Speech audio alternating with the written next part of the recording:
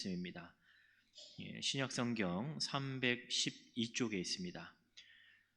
에베소서 2장 19절부터 22절까지의 말씀입니다.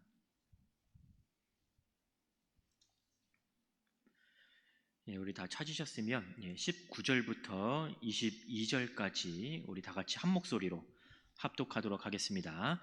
그러므로 이제부터 너희는 외인도 아니요 나그네도 아니요 오직 성도들과 동일한 시민이요 하나님의 권속이라. 너희는 사도들과 선지자들의 터 위에 세우심을 입은 자라. 그리스도 예수께서 친히 모퉁이 돌이 되셨느니라. 그의 안에서 건물마다 서로 연결하여 주 안에서 성전이 되어가고 너희도 성령 안에서 하나님이 거하실 초소가 되기 위하여 그리스도 예수 안에서 함께 지어져 가느니라. 아멘. 우리 앞뒤에 좌우에 계신 분하고 이렇게 인사하도록 하겠습니다.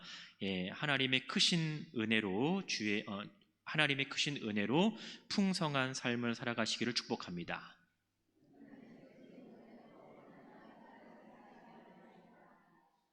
좀 더 긴 걸 해볼까요? 다음에는 잘하시네요. 다시 한번 인사할게요. 한 주간도 말씀으로 승리하십시오.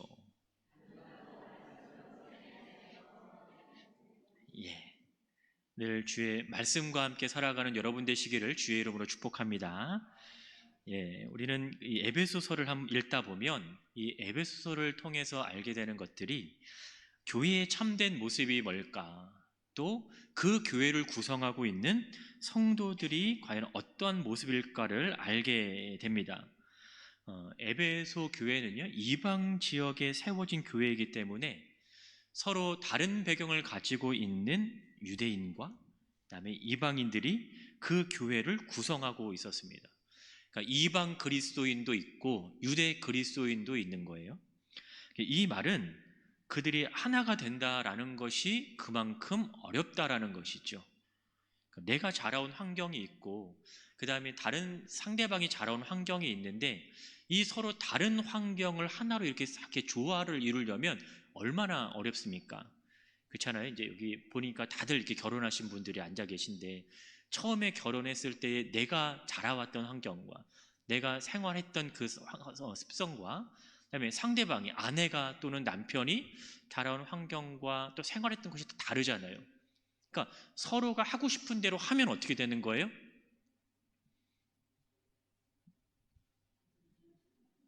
다들 양보 많이 하셨나 봐요. 서로 하고 싶은 대로 하면 싸움밖에 안 일어나겠죠. 그러니까 이것을 하나로 하기 위해서는 누군가의 희생도 있고 헌신도 있고 양보도 있는 거예요. 보니까 우리 교회 성도님들은 양보와 헌신에는 정말 대단하신 것 같아요. 자, 오늘도 사실 그러한 상황에 놓여져 있는 것이죠. 그래서 오늘 본문 보니까요 19절에 이렇게 시작을 합니다. 그러므로라는 단어로 시작이 돼요. 그러니까 그러므로라는 이 단어가 사용되었다라는 것은 앞에 어떠한 내용이 있었어요. 그리고 그 내용에 대한 정리를 한번 해보자면 이렇다라는 얘기인 거죠. 그러면 앞에 언급된 내용이 과연 무엇일까? 그 내용은 바로 하나됨의 문제였습니다. 좀 전에 말씀을 드렸듯이 유대 그리스도인들과 이방 그리스도인들이 하나의 공동체를 이루고 살아가니까 얼마나 하나 되기가 어렵겠었어요. 그러니까 그 하나됨의 문제를 앞에서 이야기를 한 거고, 오늘 이제 바울은 그러므로라고 하면서 지금까지 이제 내가 얘기했던 거를 정리를 해보자면 이러이러하다. 그 내용이 오늘 우리가 읽었던 그 본문의 말씀인 것이죠. 바울이 이처럼 하나에 대한 얘기를 했던 이유는 외형적으로는 분명히 그들은 하나의 모습으로, 하나된 모습으로 살아갔을 거예요. 왜요? 교회를 이루고 살아갔으니까. 그런데 실상은 공동체 안에서 유대인은 유대인대로, 이방인은 이방인대로 나뉘어짐이 분명히 있었다라는 겁니다. 11절도 여러분 본문 보시면요 이렇게 얘기해요. 육체의 할례를 받은 자들과 할례를 받지 않는 자들로 나뉘어져 있습니다. 그러니까 이미 공동체라고 얘기를 하는데 나는 할례를 받았어, 너희는 할례를 안 받았어인 거예요. 그럼 할례를 받은 사람의 입장에서는 할례를 받지 않은 사람과 함께하기가 쉽지 않은 거죠. 그러나 13절 보시면 뭐라고 얘기합니까? 이제는 전에 멀리 있던 너희가 그리스도 예수 안에서 그리스도의 피로 어떻게 됐다? 가까워졌다라고 얘기해요. 그러니까 지금까지는 너희가 서로 멀리 떨어져 있었을 수는 있지만 이제는 아니다라는 거죠. 예수 그리스도를 구주로 고백한 지금 이 순간부터는 그 예수 그리스도의 보혈의 피로 말미암아 예수 안에서 너희는 서로 가장 가까운 사이가 되었다라는 것입니다. 그들 사이에 높이 쌓여졌던 담이 예수 그리스도의 보혈의 피로 허물어졌습니다. 그리고 그 보혈의 피로 말미암아 이제 그들은 하나가 되었다라는 거죠. 하나가 되었으니까 하나 된 모습으로 살아가야 되는 거예요. 예수님께서는 우리를 화평케 하심으로 하나를 이루게 하셨다라는 겁니다. 그래서 오늘 우리가 읽은 이 부분에서 바울은 이 하나됨에 대한 결론을 내리고 있는 거예요. 여러분 19절 다시 보시면 그러므로 이제부터 너희는 이라고 얘기합니다. 여기서 말하는 이 너희라고 하는 것은 이방 그리스도인들을 얘기를 하고 있는 거예요. 그러니까 이미 앞선 내용을 보면 이제 그들은 더 이상 그리스도 밖에 있는 자들이 아닌 거예요. 12절처럼. 그러니까 예수 그리스도로 인하여서 그들은 하나의 공동체를 구성하고 있다라는 겁니다. 비록 너희들이 율법을 가지고 있지 않아도 이제는 예수 그리스도로 말미암아 예수님 안에서 그리스도 밖에 있는 것이 아니라 이제는 너희들도 역시 그리스도 안에 있다라는 것을 얘기를 하고 있는 것이죠. 바울은 이 사실에 대해서 정리를 하면서 그들의 하나됨의 근거를 오늘 본문에서 몇 가지로 얘기합니다. 그 첫 번째가 뭐냐면 19절 보시면 이렇게 얘기를 하지요. 너희는 외인도 아니요 나그네도 아니요 오직 성도들과 동일한 시민이다. 그러니까 너희는 주어인 거예요. 너희는 성도들과 동일한 시민이다라는 거죠. 성도들과 동일한 시민이라는 것은 너희 역시 성도라는 얘기인 거예요. 유대 그리스도인들만 성도라고 얘기하고 일컫는 것이 아니라 너희도 동일하게 성도이다라는 거죠. 바울이 여기서 이방인들에 대해 성도라고 표현하는 것은 나뉘어짐이 없다라는 거예요. 너희도 성도로서 유대인과 동일한 위치에 있다라는 것을 의미하는 거죠. 한글 성경에서는 동일한 시민 이렇게 해서 이제 두 개의 단어로 사용이 되어 있지만 이 부분에 해당하는 제가 본문을 찾아보니까 한 단어로 표현합니다. 한 단어로 표현을 하고 있는데 그 한 단어가 두 개의 단어를 합해서 만든 한 단어인 거예요. 그러니까 합성한 거죠. 근데 그 단어 안에 어떤 의미가 있냐면 연합 또는 함께라고 하는 그 의미를 가진 단어가 여기 안에 같이 있는 거예요. 그러니까 교회의 모든 자들과 함께 연합되어진 힘인 거죠. 그러니까 성도라고 하는 것은 예수 그리스도로 말미암아 함께 하나 된 자들인 것이죠. 함께 부르심을 입은 자들이라고 하는 거예요. 그러니까 성도의 특징이 뭐겠습니까? 여기서 성도하면 거룩함이잖아요. 그러니까 거룩함이라고 하는 이 거룩은 죄와의 분리를 얘기를 합니다. 거룩과 죄는 완전히 달라요. 그러니까 성도들은 믿음으로 거룩해지고 그 거룩함으로 하나를 이루는 자들이다. 그런데 죄는 반대로 하나님으로부터 우리를 분리시키는 거죠. 멀어지게 만드는 거죠. 그러니까 하나님과의 분리는 거룩으로부터 멀어지게 만들고 죄에게 더욱더 가까워진다라는 거예요. 근데 너희들은 성도에 있지 않냐? 거룩함을 따라가야 되는 너희가 죄의 모습으로 살아가면 안 된다라는 거죠. 성령은 우리를 주 안에서 하나 되게 하지만 죄는 오히려 그 반대인 거예요. 그러니까 너희도 성도이니까 성도로서 함께 연합을 이루면서 살아간다라는 겁니다. 두 번째 19절 보니까 너희는 하나님의 권속이다라고 얘기를 합니다.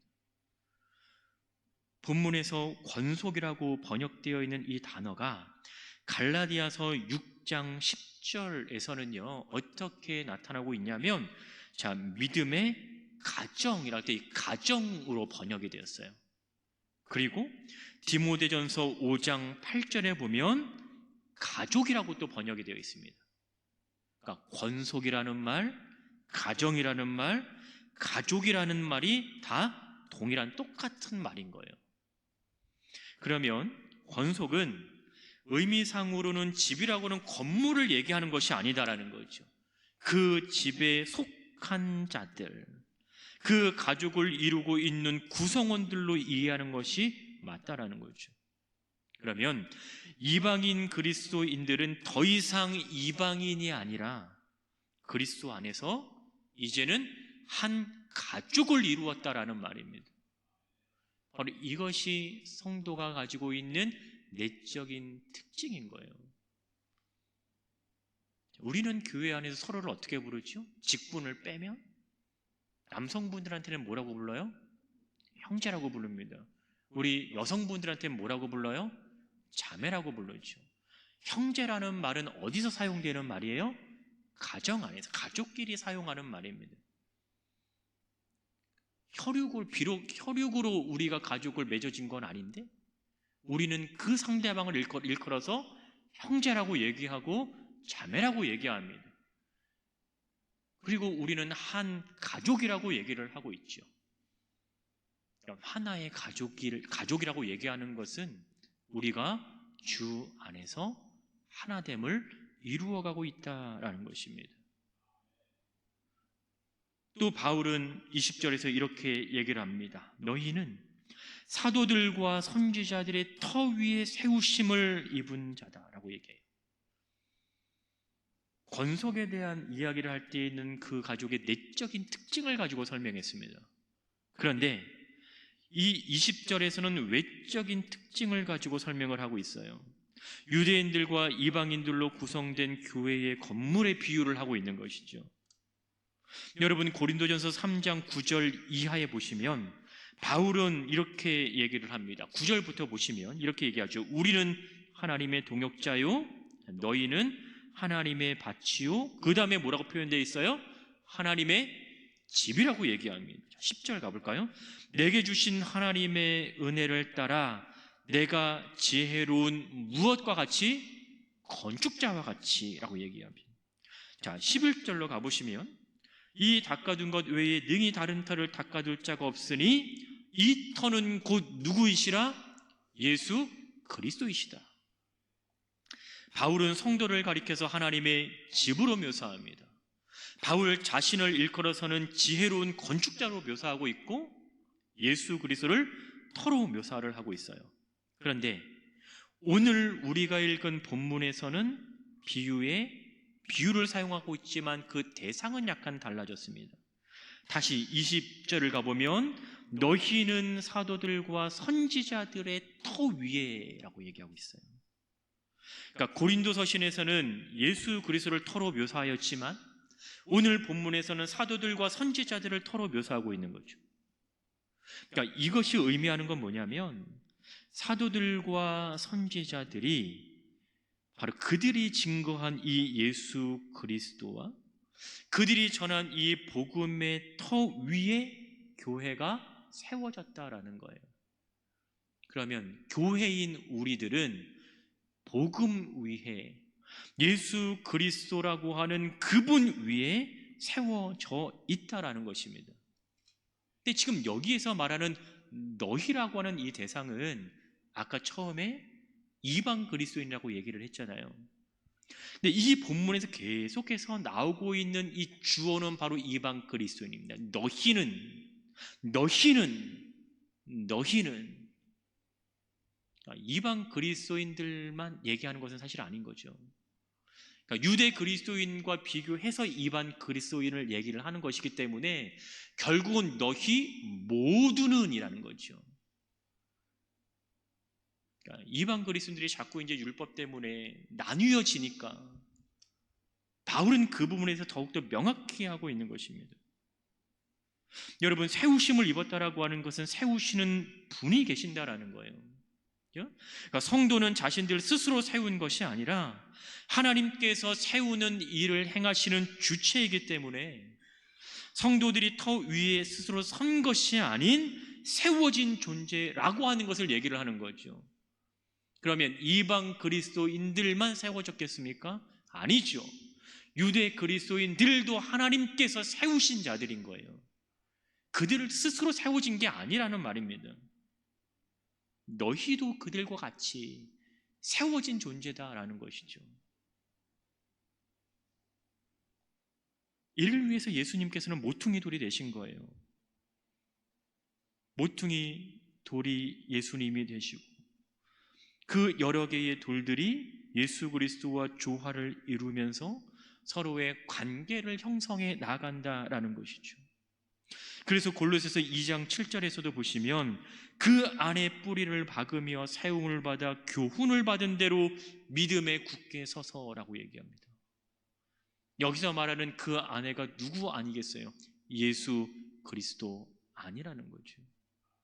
주님 안에서 뿌리를 받고 주님 안에서 세움을 받고 주님 안에서 교훈을 받은 대로 믿음에 굳게 서야 할 것을 바울은 얘기를 하고 있는 거예요. 이방 그리스도인들도 유대 그리스도인들도 결국은 주님을 떠나서는 이 모든 것이 이루어질 수 없다라는 것을 보여주고 있는 것이죠. 모퉁이 돌은 여러분 기준인 거잖아요. 그러니까 예수님께서 기준으로 세워졌기 때문에 그 기준 대신 예수 그리스도를 통해서 우리가 서로가 연결이 되어진다라는 것입니다. 결국 교회는 예수 그리스도를 중심으로 연합이 이루어지고 또 그것을 통해서 완전한 구조를 갖추게 되는 거예요.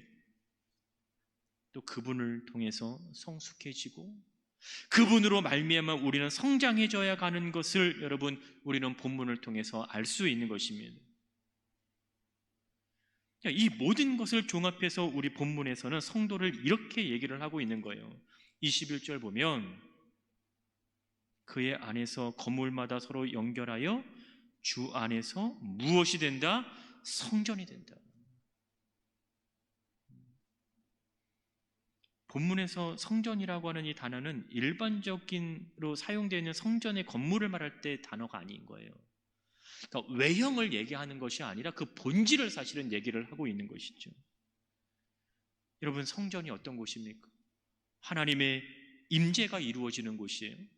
하나님의 임재가 이루어지는 곳은 무엇이 있어요?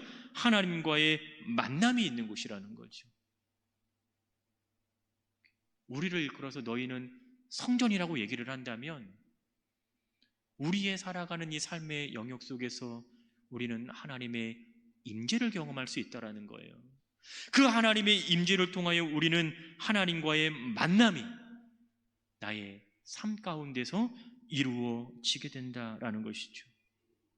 그래서 성도는 성전으로서의 삶을 살아간다라는 이 말은요, 늘 하나님과 함께 살아간다라는 말인 거예요. 하나님의 인도하심을 받고 하나님의 임재가 이루어지고 그 안에서 하나님과의 만남을 경험하는 그러한 자들이 성도들이라고 하는 거예요. 22절에서는 이렇게 얘기하죠. 하나님의 거하실 처소라고 얘기합니다. 이 처소라고 하는 이 말은 거주지 또는 집이라는 단어입니다. 근데 여기서 언급되는 이 처소는 바로 21절에 등장했던 성전과 동의어로 사용이 되고 있는 겁니다. 성전은 하나님이 계시는 곳으로 인식되는 곳이잖아요. 그러니까 거룩함을 얘기할 수밖에 없고 온전함을 얘기할 수밖에 없고 완전함을 얘기할 수밖에 없습니다. 결국 우리의 삶이 어떠한 삶이 되어야 하는지를 보여주고 있는 거예요. 우리의 삶에 대한 분명한 인식의 출발은 과연 우리가 누구인가? 내가 누구인가? 누구인지를 알면 그것에 합당하게 살아가야 되는 그 문제와 연결이 또 되는 것이죠.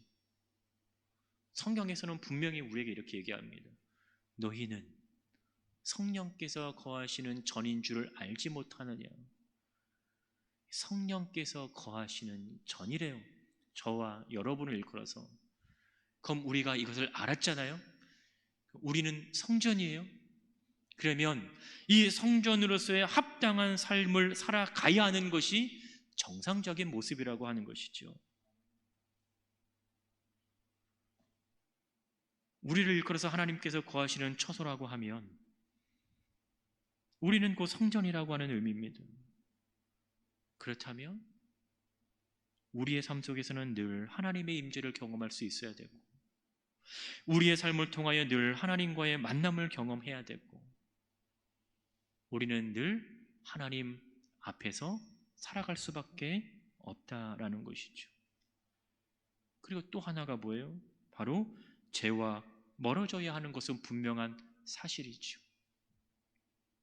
거룩한 하나님을 따라가는 우리가, 거룩하신 예수 그리스도를 따라가는 우리가 죄와 가까워진다라고 하는 것은 있을 수 없는 일인 거지요. 거기에 합당한 삶을 살아가지 못한다라는 것이죠. 그래서 죄와 멀어지기 위한 가장 확실한 방법이 뭐냐? 바로 주님과 가까이 하는 것이라는 거예요. 여러분, 오늘 본문을 읽다 보면 성전이든지 처소이든지 이것을 특정화시키는 표현이 본문에서 나타나고 있습니다. 바로 예수 안에서라고 하는 표현입니다. 여러분, 21절을 보면 그의 안에서라고 얘기합니다. 그리고 주 안에서라는 얘기도 나타나요. 또 22절도 보면 성령 안에서, 마지막 보면 그리스도 예수 안에서. 그런데 이 모든 행위에 대한 이 주어가 누구냐? 너희는 그 안에서, 너희는 주 안에서, 너희는 성령 안에서, 너희는 그리스도 예수 안에서. 이것이 우리를 설명하고 있는, 이것이 우리의 삶을 설명하고 있는 가장 정확하고 명확한 표현이라고 하는 것이죠. 예수 안에서 나는 살아간다. 예수 안에서 나는 살아가고, 예수 안에서 나는 생각하고, 나는 예수 안에서 모든 것을 행한다라는 겁니다. 그러니까 이 표현은요, 우리에게 그리스도인으로 하여금 어떠한 삶을 살아가게 하는지를 명확하게 영역을 제시를 해주고 있는 것이죠. 어디에 있든지, 무엇을 하든지, 누구를 만나든지 그 모든 일들이 예수 안에서 이루어진다라는 거예요. 왜요? 내가 예수님 안에 있으니까. 우리가 예수님 안에 있으니까 우리가 하는 모든 일의 그 영역은 예수님을 떠날 수 없다라는 거죠. 예수 그리스도를 벗어날 수 없다라는 거예요. 예수 그리스도 안에 있다라는 것은 철저하게 그분의 영향을 받는다라는 말입니다. 무엇을 해도 그분의 영향 안에 있다라는 거예요. 예수님 안에 있는데 어떻게 주님으로부터 벗어날 수 있겠어요? 예수님 안에 있는데 어떻게 예수님의 생각이 아닌, 주님의 의지가 아닌, 주님의 뜻이 아닌 대로 우리가 살아갈 수 있겠습니까? 예수님께서 보여주셨던 완전한 사랑을 담기를 노력해야 할 것이고, 예수님께서 행하셨던 온전한 인내를 우리는 본받아야 할 것이고, 예수님이 가셨던 그 길을 우리는 믿음으로 순종하며 살아갈 수 있어야 하죠. 왜요? 성경은 너희는 예수 그리스도 안에 있다, 이렇게 이야기하기 때문에 그렇습니다. 이렇게 우리는 함께 지어져 가는 거예요. 무엇으로? 거룩한 성전으로. 어디에서?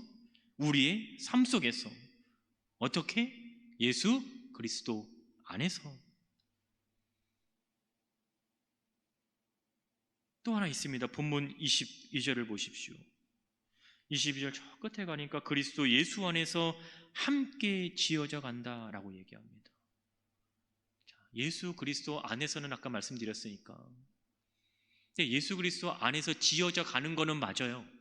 근데 여기에 보니까 함께 지어져 간다라고 얘기를 합니다. 그러니까 너희는 이 주어라고 했어요. 너희는 함께 지어져 간다? 너희끼리 그게 아니라는 거죠. 우리 모두가 예수 그리스도 안에 있기 때문에 우리 모두가 함께 지어져 간다라는 것이죠. 혼자가 아닌 함께이기에 우리는 참된 공동체의 삶을 이루어 가게 되는 거예요.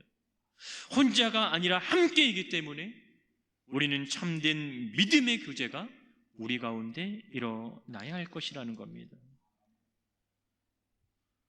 저는 이 본문을 보면서 이 함께가 두 가지, 물론 이제 주어가 너희니까 너희에게 연결되는 것이 맞습니다.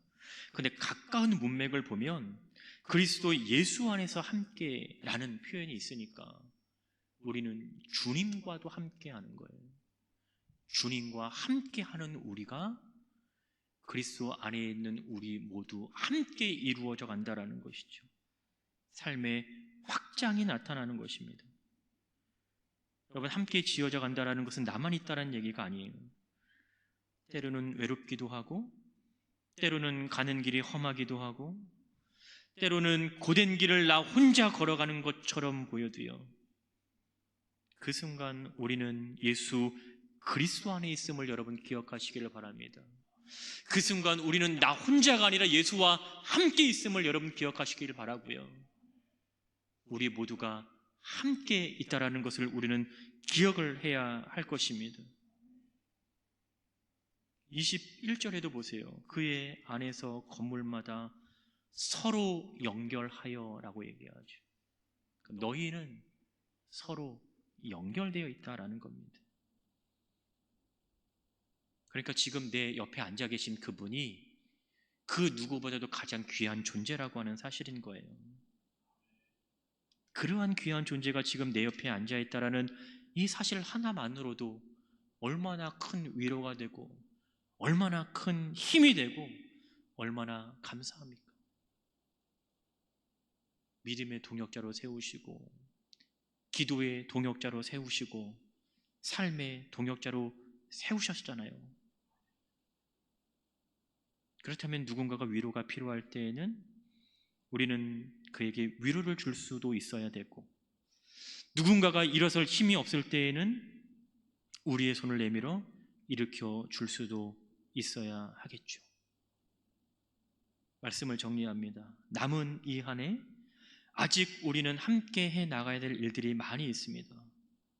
그러나 중요한 것은 바로 이 그리스도 예수 안에서라고 하는 이 표현이 나를, 우리를, 우리 교회를 설명하는 가장 분명한 표현이 되기를 주의 이름으로 축복합니다. 예수 안에서 함께 성숙해져 가고, 예수 안에서 함께 성장하고, 예수 안에서 함께 주의 말씀의 은혜 가운데 나아감으로써 그리스도의 장성한 분량까지 자라가는 서로를 위한 믿음의 동역자가 되시기를 주의 이름으로 축원합니다. 기도하겠습니다.